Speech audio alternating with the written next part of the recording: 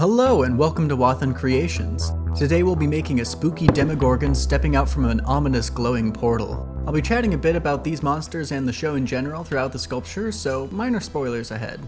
Every good monster starts with some good strong bones, and as everyone knows, life forms in the Upside Down have skeletons made of aluminum foil and wire. The Demogorgon's flower petal mouth bits also have their own special armature held together with superglue and baking soda. This choice for the head armature will cause a couple small issues later, but for now our beastie is looking pretty swell, so we can get on with the musculation. A recurring theme that I faced throughout this sculpting process was adding way too much clay and then having to pare it down with various loop tools and whatnots until I could reach a properly proportioned, emaciated frame. This honestly helps with the way that I've learned how to sculpt, where I can keep removing clay until I reach the shapes that I'm happy with, adding some back as needed if I scrape away too much. Demogorgons are one of the primary antagonistic sinister beasts in Stranger Things, originally inspired by a Dungeons & Dragons monster. These creatures are blind but can hear very well to hunt down their prey. I was starting to get a little bit frustrated with the way the sculpture was looking at this stage. The legs were about the thickness that I wanted them to be, but the Demogorgon still looked too wide and muscular and the feet were all kinds of wrong. To fix the issue, I decided to take a wee risk and chop off the monster's feet, then add some longer leg wires to the foot nubs, lengthening the legs by about 2 inches.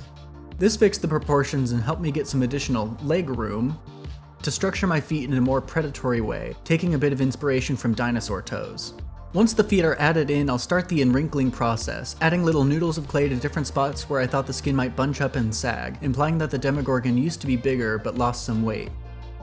A hungry monster yearning for its next meal. Then I'll poke in some pre-baked toe talons and add a couple layers of textures, starting with some muscular striations by way of a tiny ball stylus. Then some stippling with a funky sea sponge to add some rough skin pore texture. A quick bake in the oven sets the leg clay firm, but remember when I said that the baking soda superglue combo for the head armature would cause issues? Well, apparently this stuff can puff up and get all funkly in the oven unless it's covered in clay, so I had to break it all off and start over. Thankfully, Art gave me some great advice on how to use green stuff as a bond to fix up the mouth petals, which made the armature way better than before. Definitely check out his channel for some awesome sculptures. Then I slopped on an initial layer of clay before realizing that the head was getting in the way, but a quick and mostly painless decapitation will solve that problem for now. Then I can start building up the musculature for the torso and arms. Again, I made everything way too big to start out, but don't worry. This will all get refined, first by using this rougher loop tool to re-emaciate the beast, scraping away bigger chunks of clay. Then I can take a different loop tool to smooth and refine the rough cuts, shaping each individual muscle, nook, and cranny until I have some proportions that I'm happy with. Then I'll reposition the body back to a more lurking, menacing pose so that we can get in on more of the muscular details. Demogorgons appear sort of alien and grotesque, with heavily striated muscles stretched out over a bony frame. This is especially apparent with their ribs and collarbones sticking out painfully. I was working off of a few screenshots and 3D models from the show, but I know that I definitely took a few creative liberties here. I especially wanted to focus on making lots of topographical variations in the bones and flesh so that the washes and sponging later on will be able to really enhance the deep indentations and raised edges. Then I'll add the same muscle and skin texture as the legs by way of ball stylus and sea sponge. But with that finished, let's start on the mouth.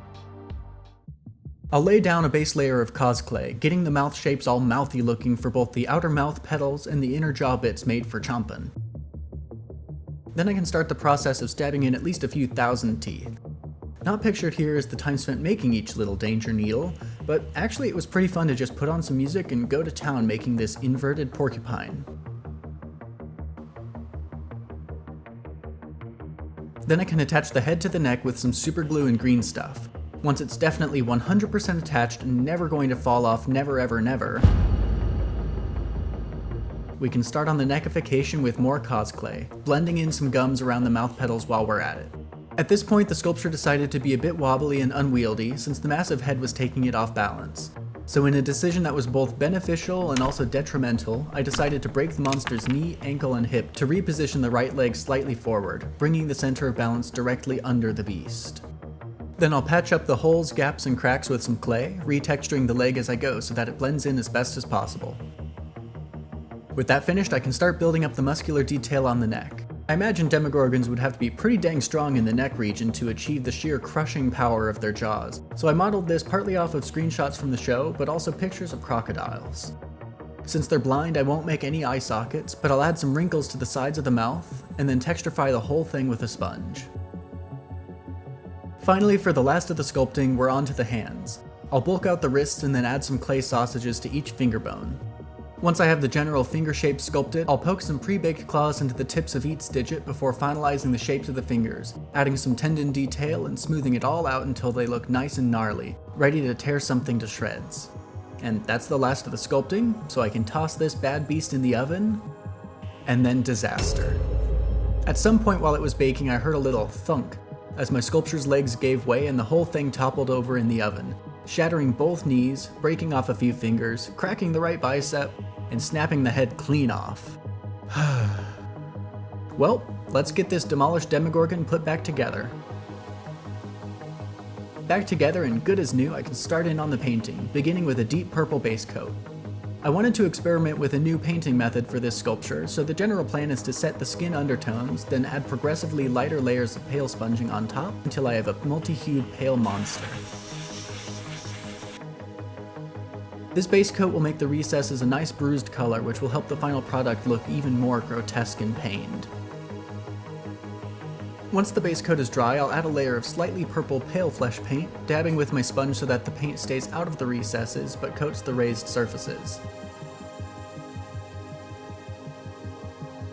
I'll also add a bit of the same to the inside of the mouth to give the open maw some highlighting, blowing with some canned air to move the paint deeper where my sponges and brushes can't easily reach. Then I'll add another layer of even paler flesh tone on top,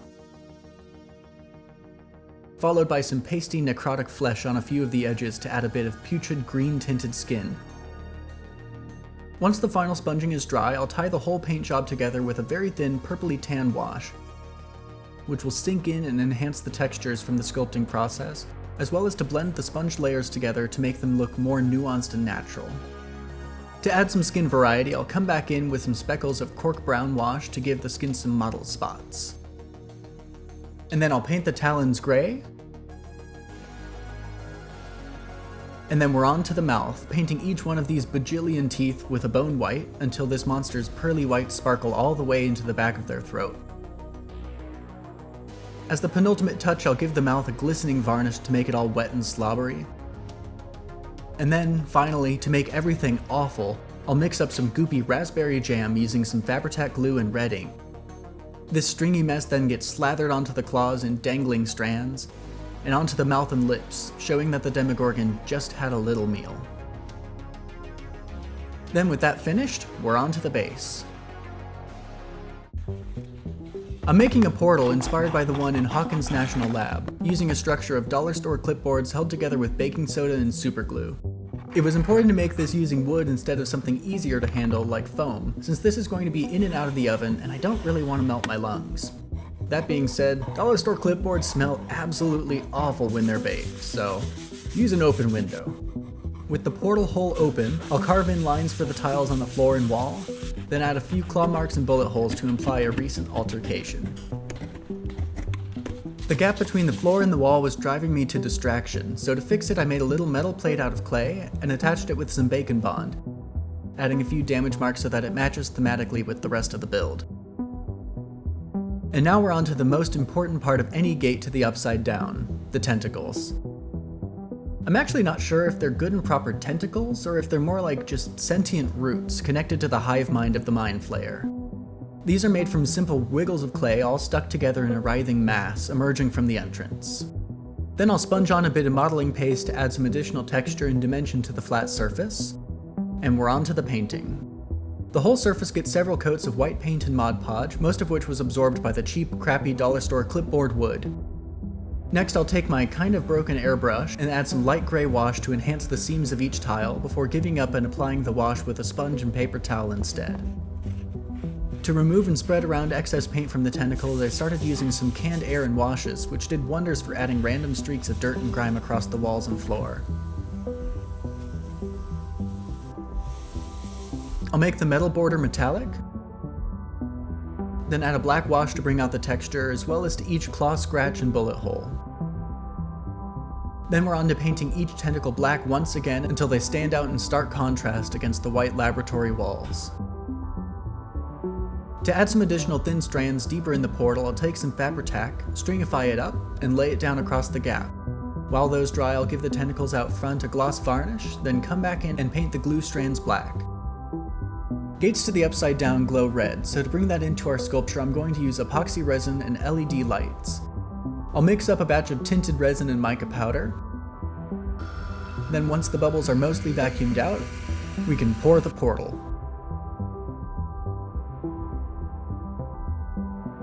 After 24 hours, the resin is cured and we can pop off the frame, remove the foam border, and cut off the edges of the resin with a saw so that the lights can shine in through the sides, leaving the back of the gate clear and open. I'll add a quick little foam frame to the clipboard backs, then add the lights. I found this neat strand of LEDs on the interwebs and I couldn't be happier, especially since I can just cut off what I need, wrap it around the portal, plug it in, and...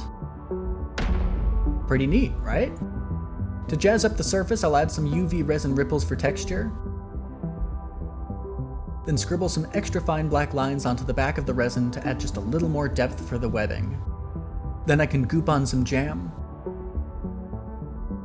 stick our Demogorgon in place, and that's us finished. Let's see how it turned out.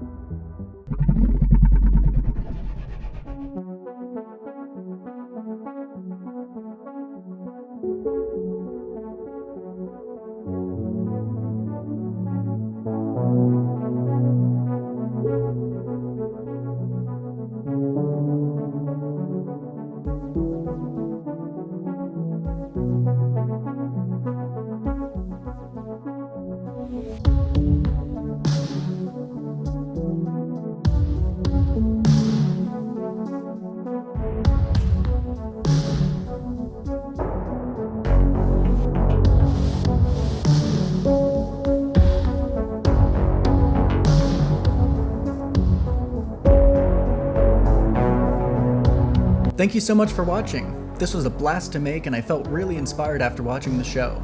If you're a fan, let me know your predictions for Stranger Things Season 5 down in the comments. And if you're watching this in the future and already know how things turned out, let everyone know how wrong or right their predictions were.